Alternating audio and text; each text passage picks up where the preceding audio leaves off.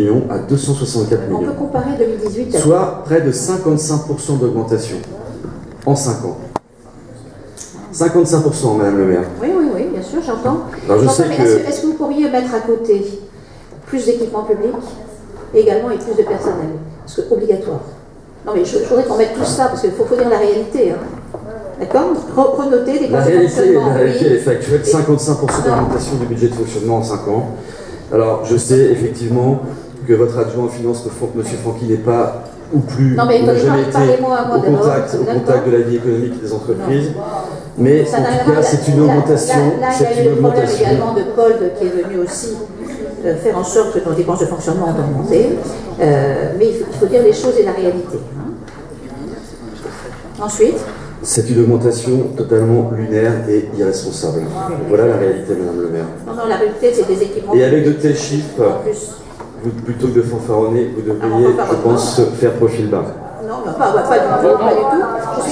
Je suis très fière justement de tout ce qu'on a réalisé et fait. Et par conséquent, nous continuerons d'ailleurs, hein, parce que nous allons investir encore davantage et nous allons encore faire mieux.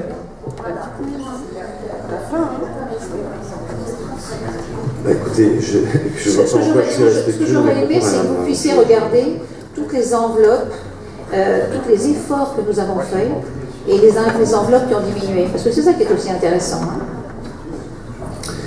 Enfin, comme je le dis souligné il y a quelques minutes, la péréquation, ce n'est pas du ponctionnement, on ne prend pas votre argent, Madame le maire, c'est de la solidarité.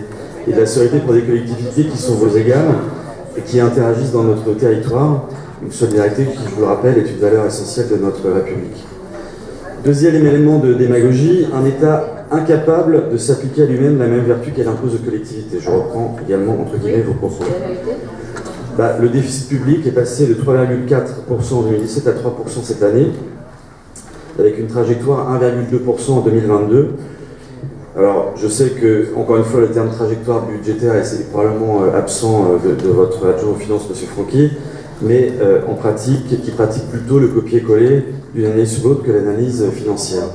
Donc nous verrons effectivement si en 2022 cet objectif est réalisé ou pas, mais je crois que c'est une affirmation qui, encore une fois, est totalement démagogique.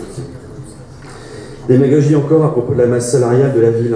Vous inscrivez 42,7% réservés à l'État sous forme de charges. Et ces charges, Madame le maire, ce sont les retraites et la prise en charge des dépenses de santé de vos salariés et de vos agents. Donc pour vous, l'idéal, ce ne serait pas de charge et donc pas de retraite et pas de prise en compte de la prévoyance, ce serait ça? Je suis sûr que c'est une information qui intéresserait les agents de la commune.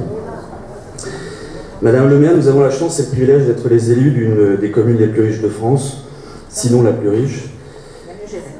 Et permettez-moi de vous dire que vous n'y êtes pour rien, puisque ça vient plutôt de la défense, et peut-être que sans la défense, d'ailleurs, vous ne seriez pas assise sur cette pépite en or. Alors, dans ce contexte, évoquer des supposées insuffisances de l'État en adoptant un discours, finalement, qui est assez proche des extrêmes, je dois dire, ne m'incite pas à réviser mon jugement sur votre gouvernance.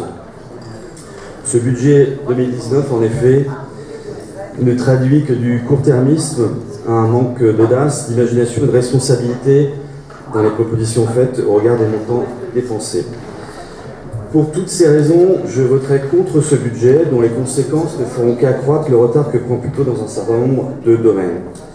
Alors oui, M. Franqui, zéro augmentation d'impôts, zéro endettement, certes, mais M. Franqui, Madame le maire, beaucoup de tracas à venir et beaucoup de blabla.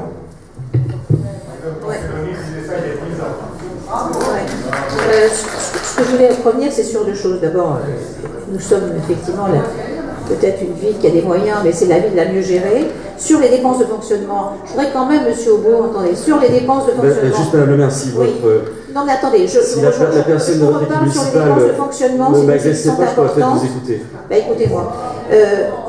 Vous ne regardez pas, parce que ce qu'on regarde, c'est le budget entre 2017 et 2018, on ne va pas remonter au calendrier grec. Hein. Vous avez à la page, alors s'il n'y a pas de page, c'est dans le rapport en tout cas, vous avez au chapitre 2, contractualisation des dépenses avec l'État, vous avez les dépenses de fonctionnement qui sont indiquées. L'année dernière, en 2017, les dépenses de fonctionnement étaient de 168 6 589 330 €, etc. En 2018, on est à 159 millions, contre 166 l'année dernière. Vous voyez? Oui, ça vous auriez pu aussi le souligner, ce que vous ne faites pas.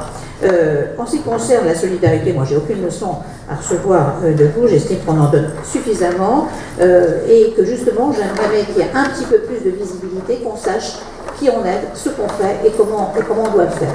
Il n'est pas normal que tout soit occulté, qu'on donne des sommes aussi importantes, 14 millions c'est pas rien, sans savoir où ça va. Vous me parlez du déficit de l'État.